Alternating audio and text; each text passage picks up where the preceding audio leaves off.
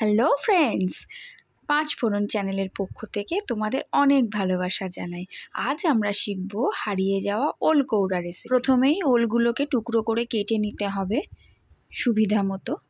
তারপরে এই ওলগুলোকে গ্রেট করে নিতে হবে। যদি কেউ কাটতে পারেন তাহলে কুচি কুচি করে কেটেও নিতে পারো তোমরা।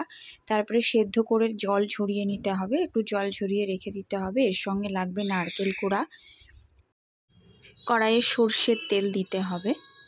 সর্ষের তেল দিয়ে একটু গরম করে নিতে হবে। এখানে লোহার কড়াইয়ে রান্না হচ্ছে। তারপরে গরম তেলের মধ্যে একটু গোটা জিরে আর তেজপাতা ফোড়ন দিতে হবে। তারপরে জল ঝরিয়ে রাখা ওলগুলো দিয়ে দিতে হবে, দিয়ে একটু ভালো করে নাড়তে হবে। এখানে কিন্তু ভালো করে অবশ্যই নাড়া প্রয়োজন। 1 চামচ হলুদ, আজ মতো নুন দিয়ে দেয়া হলো।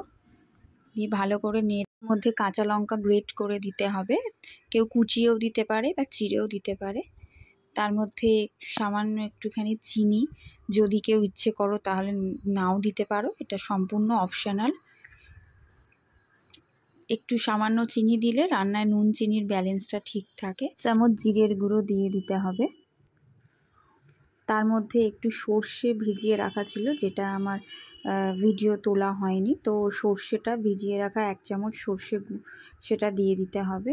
সর্ষে দিলে এখানে স্বাদটা বেশি বাড়বে। তার মধ্যে নারকেল কোড়ানো ছিল, সেই নারকেল কোড়ানোটাও দিয়ে দিতে হবে।